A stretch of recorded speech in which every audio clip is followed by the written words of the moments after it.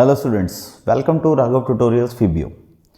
तो आज का जो लेक्चर है वो है हमारा रिफ्रैक्टिव इंडेक्स। ठीक है, जैसे मैंने आपको बोला था कि लास्ट क्लास में हमने रिफ्रैक्टिव इंडेक्स का एक बहुत छोटा सा पोर्शन किया था, लेकिन आज जो हम करने जा रहे हैं वो है इसकी डिटेलिंग। इसकी पूरी डिटेलिंग आज के लेक्चर में हम लोग करेंगे।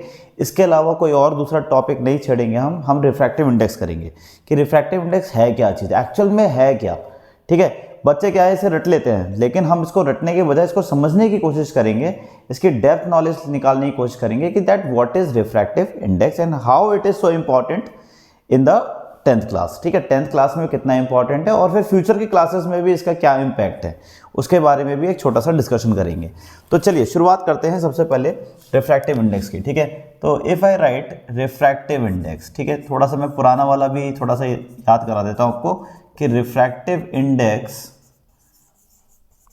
कि जब हम बात करते हैं तो it is represented by mu. इसको म्यू से रिप्रेजेंट करते हैं। ठीक है, कुछ बुक में एन से भी कर देते हैं। ठीक है, कुछ बुक के अंदर इसको एन से भी रिप्रेजेंट कर देते हैं। तो जो आपको कन्वीनियंट लगे वो आप कर सकते हैं, इसमें कोई दिक्कत की बात नहीं है। देखिए, रिफ्रैक्टिव इंडेक्स की डेफिनेशन जब मैंने आपको बताई थी तो it is defined as the ratio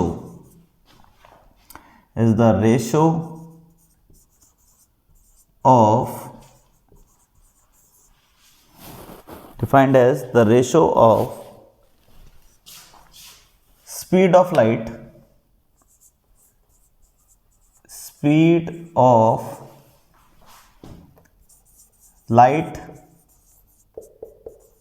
in vacuum। बहुत सारे बच्चे वैक्यूम की स्पेलिंग गलत लिखते हैं, डबल सी लिख देते हैं, गलत होता है। Speed of light in vacuum to the speed of light in a medium, किसी मीडियम में। ठीक है, तो अगर इसका रेशो निकालेंगे तो वो आपको क्या देगा, रिफ्रैक्टिव इंडेक्स देगा। ठीक है, so it is a dimensionless quantity. It is a dimensionless, इसकी कोई डायमेंशन नहीं होती है, कोई ऐसा यूनिट नहीं होती है, तो it is a dimensionless quantity. ठीक है, ये डायमेंशनलेस क्वांटिटी है, इसकी कोई ऐसा यूनिट नहीं होती है। तो हम यहाँ पे लिख सकते हैं दैट ऐसा यूनिट अगर आपसे कोई पूछता है तो इट हैज़ नो यूनिट, इसके आगे पीछे कुछ नहीं लगता। ठीक है, तो जैसा कि मैंने आपसे स्टार्टिंग में ही बताया था कि रिफ्रैक्टिव इंडेक्स जो है वो पेयर ऑफ मीडिया पर डिपेंड करता है कि वो पेयर क्या बना हुआ है, एयर वाटर का बना हुआ है या वाटर ऑयल का बना हुआ है या एयर ऑयल का बना हुआ है, वो पेयर क्या है, पेयर पे डिपेंड करता है। ठीक है, इसीलिए जब पेयर पे डिपेंड करता है तो अब मैं थोड़े सा इंपॉर्टेंट बातें बताता हूँ, जैसे कि कुछ चीज़ें आपको लर्न भी करनी पड़ेंगी। जैसे अगर मैं आपसे कहता हूँ कि भाई refractive index of air, refractive index of air, जैसे रिफ्रैक्टिव इंडेक्स ऑफ एयर की अगर मैं बात करता हूँ तो यानी कि मैं बात कर रहा हूँ म्यू ए की। तो रिफ्रैक्टिव इंडेक्स ऑफ एयर जो है which is mu A is nothing else is your 1। ये फिक्स वैल्यू होती है। रिफ्रैक्टिव इंडेक्स ऑफ एयर हमेशा कितना होता है, 1 होता है। ओके, तो मान लीजिए कि अगर मैं कहीं पर भी ऐसे लिखता हूं कि रिफ्रैक्टिव इंडेक्स, मान लीजिए मैं ऐसे लिखता हूं refractive index of let's say water, refractive index of water with respect to किसके रेस्पेक्ट में, एयर के रेस्पेक्ट में। तो इसका मतलब यह है कि मुझे कैलकुलेट करना है refractive index of water with respect to air. हमेशा याद रखना, जिसका निकाल रहे हैं वो राइट साइड में और जिसके रेस्पेक्ट में निकाल रहे हैं वो लेफ्ट साइड में। तो किसके रेस्पेक्ट में निकाल रहे हैं, एयर के रेस्पेक्ट में, इसलिए एयर लेफ्ट में आ गया। किसका निकाल रहे हैं रिफ्रैक्टिव इंडेक्स, वाटर का निकाल रहे हैं, इसलिए वाटर राइट साइड में। ठीक है, ये चीज आपको जरूर ध्यान में रखनी है। ठीक है, ये बड़ा इंपॉर्टेंट पार्ट है। अब इसको देखो कैसे समझ सकते हैं, इसको ऐसे समझ सकते हैं कि मान लीजिए कि वही सेम केस लेते हैं कि लेट से ये आपके पास कोई भी एक सरफेस है, लेट से एक्स वाई, ठीक है, ये एक्स वाई सरफेस है। अगेन ऐसा अज्यूम कर लेते हैं कि ऊपर एयर था और नीचे वाटर था, ठीक है, मान लेते हैं, ऐसा अज्यूम कर लेते हैं कि ऊपर एयर है नीचे वाटर है। तो एयर है ऊपर तो रिफ्रैक्टिव इंडेक्स म्यू ए, और नीचे जो है वो हो जाएगा म्यू दैट इज डब्ल्यू, ऐसा मान लेते हैं रिफ्रैक्टिव इंडेक्स। ओके, एंड मान लीजिए कि now the light is travelling from, let say light जो है वो ट्रेवल कर रहा है, कैसे, लाइट ट्रेवल कर रहा है अगेन रेयरर मीडियम से denser medium, then it will bend towards the normal, तो नॉर्मल की तरफ बेंड हो जाएगा। तो this is angle of incidence, this is angle of refraction, ठीक है। तो देखो वाटर के सराउंडिंग में जो होता है, अब आपको कैसे पता चलेगा कि सर हमें विद रिस्पेक्ट टू एयर होना चाहिए, तो देखो मैं आपको इसके एक ट्रिक बताता हूं। जब भी कभी क्वेश्चन में अगर आपको ऐसा दे रखा है कि refractive index of water is 4/3, जो कि एक स्टैंडर्ड वैल्यू होती है, ठीक है, 1.33 जिसे कहते हैं, 4/3 वाटर का रिफ्रैक्टिव इंडेक्स है। तो क्वेश्चन में तो आपको ये बोल दिया रिफ्रैक्टिव इंडेक्स ऑफ वाटर कितना दे रखा है, 4/3, लेकिन आप इसको ऐसे मत लिखिएगा, आप गिवन में लिखिएगा refractive index of water with respect to air. जब कुछ नहीं दिया हुआ है तो विद रिस्पेक्ट टू लिखना ही है, किसके रिस्पेक्ट में लिखना है, एयर, ये ऑटोमेटिक होता है, ठीक है। अभी जब मैं न्यूमेरिकल कराऊंगा ना तब आपको समझ में आएगा कि मैं क्या कहना चाह रहा हूं, कि अगर आपको खाली ये लिखा हुआ है कि refractive index of water question में दे रखा है और उसकी वैल्यू 4/3 दे रखी है, तो आप ऑटोमेटिकली समझिए कि वो विद रिस्पेक्ट टू एयर दे रखी है। और अगर वो ऐसा नहीं है, वो किसी और के रिस्पेक्ट में बता रहा है, तो फिर वो बोलेगा, वो क्वेश्चन में गिवन होगा, ठीक है। तो ये चीज़ बड़ी इंपॉर्टेंट है कि हमें किसको रिस्पेक्ट में रखना है, तो हमें उसको रिस्पेक्ट में रखना है जो हमारे सराउंडिंग में है, यानी वाटर का निकाल रहे तो वाटर के सराउंडिंग में क्या है, एयर है, तो एयर जाएगा विद रिस्पेक्ट टू में। फॉर एग्जाम्पल, जैसे एक और एग्जाम्पल के तौर पर अगर मैं आपको समझाऊं कि लेट से एक छोटा सा केस में समझाता हूं आपको। मान लीजिए कि ये आपके पास लेट से दिस इज योर वाटर, ठीक है, ये वाटर है, ओके। और इस वाटर के अंदर आप अज्यूम कर लीजिए कि एक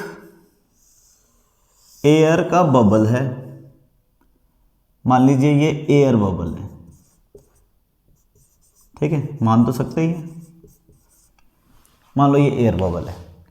जो एयर बबल है उसका रिफ्रैक्टिव इंडेक्स होगा म्यू ए, क्योंकि एयर का बबल है, ओके। जबकि मैं अगर वाटर की बात करता हूं, क्योंकि ये एक वाटर को रिप्रेजेंट कर रहा है, तो यहां पर मैं वाटर लिखूंगा तो ये हो जाएगा रिफ्रैक्टिव इंडेक्स ऑफ वाटर को मैं म्यू डब्ल्यू से रिप्रेजेंट करूंगा, ओके। तो मैं अगर यहां पे लिखना चाहता हूं कि भाई refractive index of what, air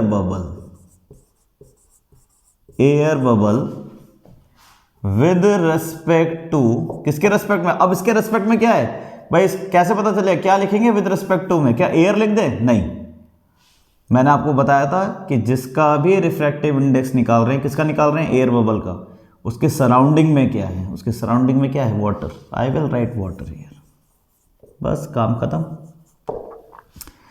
इसका मतलब मुझे जो फाइंड आउट करना है वो फाइंड आउट करना है refractive index of air bubble with respect to water, ये फाइंड आउट करना है, ठीक है। बेसिक टर्म्स हैं, बड़े ही इंपॉर्टेंट हैं, और हमेशा याद रखिए कि रिफ्रैक्टिव इंडेक्स में यही छोटी छोटी चीजें हैं जो आपको ध्यान में रखनी है, ठीक है। अगर आप ये बातों को ध्यान में रखेंगे तो आपको कोई दिक्कत नहीं आएगी। अच्छा, अब स्नेल्स लॉ लगाना सिखाता हूं कि स्नेल्स लॉ कैसे लगता है। देखिए, अब आप पे दो फॉर्मूले हो गए, एक फॉर्मूला हो गया क्या, जिसमें mu is equal to c over v होता है, जिसमें सी की वैल्यू फिक्स होती है 3 × 10⁸ मीटर पर सेकेंड, और वी की वैल्यू आपको निकालनी होती है या दी होती है, जैसा भी है, ठीक है। एक तो ये फॉर्मूला हो गया। एक म्यू का फॉर्मूला आपके पास हो गया कि भाई रिफ्रैक्टिव इंडेक्स जो है वो इक्वल हो जाएगा sine i over sine r के। ठीक है, फॉर एग्जाम्पल मान लीजिए मैं यहां पर refractive index of water with respect to air लिखता हूं। ठीक है, refractive index of water with respect to air, तो इसका मतलब हो गया रिफ्रैक्टिव, ओपन करेंगे तो कैसे लिखेंगे, refractive index of water upon refractive index of air, इसको इस तरीके से ओपन करेंगे। अब इसमें स्नेल्स लॉ कैसे लगेगा वो मैं दिखा रहा हूं। ठीक है, स्नेल्स लॉ तरीका क्या कहता है, तरीका ये कहता है कि वाटर में एंगल क्या था आर, एयर में एंगल क्या था आई, स्विच कर देना है दोनों के एंगल, इंटरचेंज कर देने हैं, यानी कि एंगल उल्टे लिखने हैं हमें।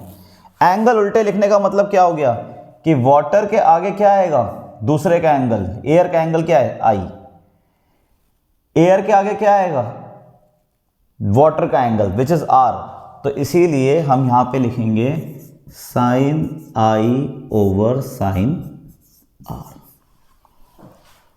ठीक है, एक ट्राई और करते हैं। मान लीजिए अगर sir refractive index of air with respect to water करते तो क्या करते, तो ये करते refractive index of air upon refractive index of water लिखते पहले। ठीक है, पहले तो ये काम करते और उसके बाद हम क्या करेंगे, अब एयर है तो एयर के सामने क्या आना चाहिए, दूसरे का एंगल, यानी कि साइन आर ओवर साइन आई हो जाएगा ये फिर।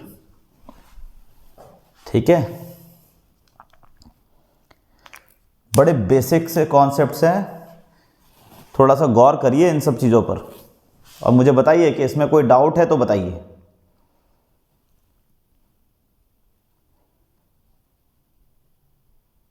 ठीक है, तो बस इतना ही काफ़ी है मेरे हिसाब से। रिफ्रैक्टिव इंडेक्स में अगर आपको पता चल जाता है तो मेरे को नहीं लगता कि आपको अब इसके अलावा कोई दिक्कत होनी चाहिए। सारे फॉर्मूले आपके सामने हैं। ठीक है, इन्हीं फॉर्मूलों की मदद से अब हम आगे क्वेश्चन सॉल्व करेंगे। ठीक है, न्यूमेरिकल्स करेंगे, एनसीईआरटी के भी करेंगे और प्रीवियस ईयर के क्वेश्चंस जो इसके ऊपर बेस्ड हैं वो भी करेंगे। ठीक है, तो एक बार इसको अच्छी तरीके से पढ़िए। नेक्स्ट क्लास में हम लोग करेंगे रेक्टेंगुलर ग्लास स्लैब, कि एक ray of light rectangular glass slab से कैसे पास होती है। इसके ऊपर एक्सपेरिमेंट भी है, आप में से काफ़ी लोगों ने करा भी होगा, स्कूल्स में कराते हैं। ठीक है, दो पिन लगाकर फिर उसको स्ट्रेट लाइन करते हैं। आई होप आप लोग समझ रहे होंगे मैं किसकी बात कर रहा हूँ। तो वही सेम किस तरीके से एक्सपेरिमेंट परफॉर्म किया जाता है उसके बारे में हम एक डिस्कशन करेंगे, और वहाँ भी मैं आपको एक सीधा ये फॉर्मूला किस तरीके से अप्लाई होता है, ठीक है, वहाँ पर कैसे साइन आई और साइन आर ये फॉर्मूले कैसे अप्लाई होंगे वहाँ भी हम लगाएंगे, थोड़ा सा एक लेवल अप पढ़ाई करेंगे। ठीक है, जाते जाते एक important part,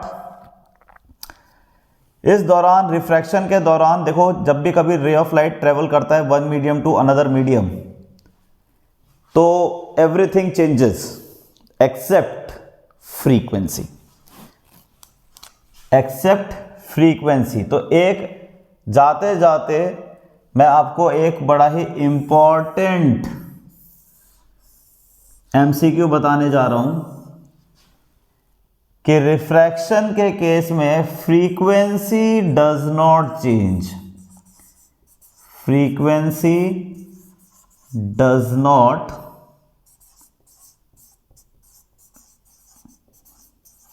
change when light